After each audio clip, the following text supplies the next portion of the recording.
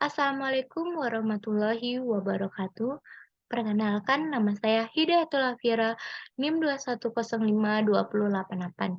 Di sini saya akan menjelaskan hasil diskusi saya mengenai hukum perdata pada perlindungan hukum atas anak yang lahir dari perkawinan saudara.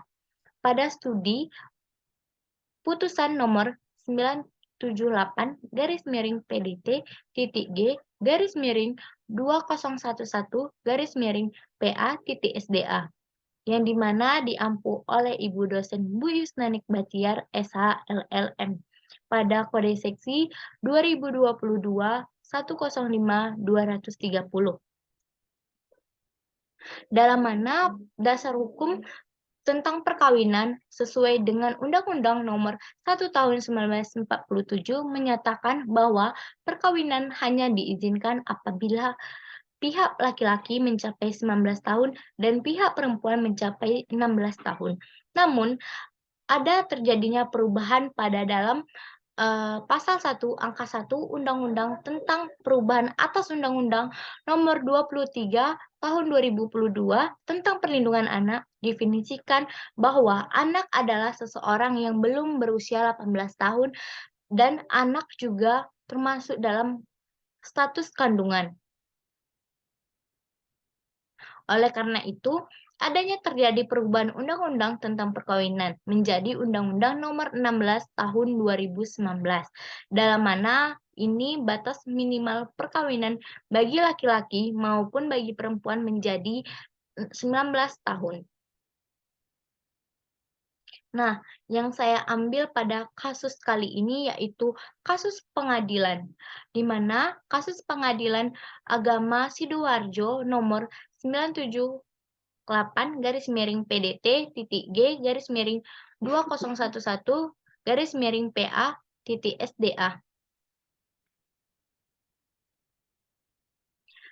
yang dimana antara lain termohon pihak satu yaitu suami dan pihak dua yaitu termohon dua yaitu istri. Dalam mana posisi kasus sebelumnya termohon satu dan termohon dua telah berlangsung perkawinan yang dicatat oleh pegawai pencatat nikah Kantor Urusan Agama Kecamatan Sukodono, Kabupaten Sidoarjo, kutipan akte nomor 694 garis miring 33 garis miring 11 garis miring 2010 pada tanggal 6 Desember 2010. Setelah melangsungkan pernikahan tersebut, pihak termohon satu dan termohon dua telah berhidup bersama sebagaimana layaknya suami istri yang berada di Kecamatan Sudokomono, Kabupaten Sidoarjo. Selama perkawinan tersebut, antara pihak satu dan pihak dua telah dikaruniai satu orang anak bernama anak inisial umur 3,5 tahun. Nah, di sini terdapat analisis kasusnya, yang di mana berdasarkan surat keterangan dari pihak Kecamatan Sidoarjo, Kabupaten Sidoarjo, nomor 4708 garis miring 87 garis miring 404.7.1.23 garis miring 2011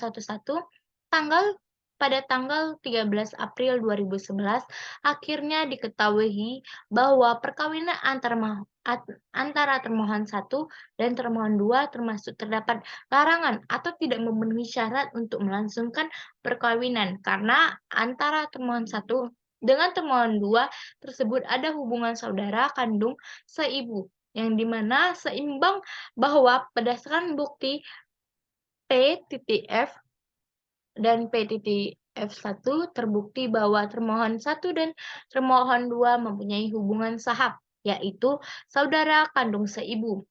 Oleh karena itu, menimbang bahwa hal tersebut sesuai juga termasuk dalam ketentuan pasal 8 huruf B, Jo, pasal 22 sampai Undang-Undang Nomor 1 Tahun 1974 Jo, pasal 39 Jo, pasal 70 garis miring angka 1 huruf B komplikasi hukum Islam. Di mana oleh karena itu perkawinan antara termohon 1 dan termohon 2 yang telah dilangsungkan pada tanggal 6 Desember 2010 yang dicatat oleh pegawai pencatatan kantor urusan agama Kecamatan Sukodomo, Kabupaten Sidoarjo, kutipan akte nikah yaitu pada nomor 69 garis miring 33 garis miring 12 garis miring 2010 pada tanggal 6 Desember 2010 harus dibatalkan karena keputusan hakim setelah mempertimbangkan di atas telah diuraikan, maka majelis hakim mengadili mengabulkan permohonan yakni membatalkan perkawinan antara termohon 1 dengan termohon 2 yang dicatat pada kantor urusan agama Kecamatan Sukodomo menyatakan bahwa akte nikah nomor 69 garis miring 33 garis miring 12 tahun 2010 tentang pada tanggal 6 Desember 2010 yang dikeluarkan oleh kantor urusan agama Kecamatan Sukodomo, Kabupaten Sidoarjo tidak berkekuatan hukum dengan memperhatikan perundang-undangan yang berlaku dan hukum syariah yang telah berikat dengan perkara ini. Oleh karena itu, hasil dari pertimbangan hakim dalam permohonan kedudukan sebagai ibu kandung termohon 1 dan termohon 2 dapat mengajukan pembatalan nikah sesuai maksud pada pasal 23 huruf A Undang-Undang Nomor 1 Tahun 1974 Jo pasal 73 huruf C Kompilasi Hukum Islam. Hal ini menimbang bahwa permohonan tersebut didasarkan atas alasan yang pokok pada tanggal 6 Desember 2010, termohon 1 dan termohon 2 telah melangsungkan pernikahan yang dicatatkan oleh pegawai nikah Kantor Urusan Agama Kecamatan Sukodomo, Kabupaten Sidoarjo, kutipan akte nikah nomor 69 garis miring 33 garis miring 12 garis miring 2010 pada tanggal 6 Desember 2010. Dan setelah melangsungkan pernikahan tersebut, termohon 1 dan termohon 2 telah menghidupi bersama sebagaimana layaknya suami istri. Dan selama perkawinan tersebut, termohon 1 dan termohon 2 telah dikaruniai anak 1 orang yang bernama anak yaitu inisial umur 3,5 tahun. Maka dari ini, kesimpulannya ialah kasus tersebut tergolong ke dalam hukum perkawinan, sebagaimana hukum perkawinan mengatur mulai dari pernikahan, perceraian, hubungan berkeluarga, serta masalah anak atau yang lainnya. Pernikahan dalam hukum perkawinan diatur dalam dapatlah yang diartikan sebagai hukum antara subjek-subjek yaitu laki-laki dan perempuan yang mengikatkan diri dalam perkawinan. Hukum tersebut didasarkan pada persetujuan di antara mereka dan mengikat satu sama lain. Nah, seperti yang kita ketahui bahwasanya perkawinan saudara merupakan perkawinan yang dilakukan oleh pasangan yang memiliki ikatan keluarga yang dekat, biasanya antara ayah dengan anak kandungnya perempuan atau ibu dengan anak laki-lakinya atau antar sesama saudara kandung maupun saudara tiri. Faktor yang terjadi dalam perkawinan saudara ini disebabkan karena faktor budaya, kemiskinan, pengangguran, dan kedudukan anak yang lahir dalam perkawinan saudara dipandang sama dalam setiap kasus. Untuk menentukan kedudukan anak harus dilihat latar belakang sebab terjadinya perkawinan saudara tersebut. Contohnya, jika terjadinya perkawinan saudara di mana pihak suami maupun istri sama sekali tidak mengetahui mereka mempunyai hubungan darah, akan mempunyai kerabatan yang dilarang melakukan perkawinan.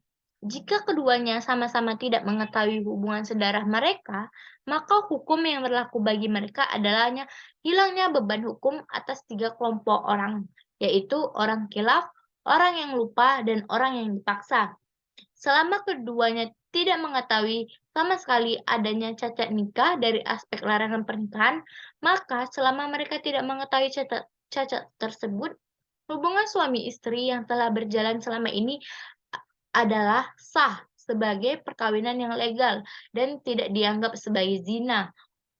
Dengan demikian itu, maka masalah nasab anak yang dilahirkan dari perkawinan tersebut tetap dihubungkan dengan suami istri tersebut sebagai ayah dan ibunya dalam hal status anak sah lainnya.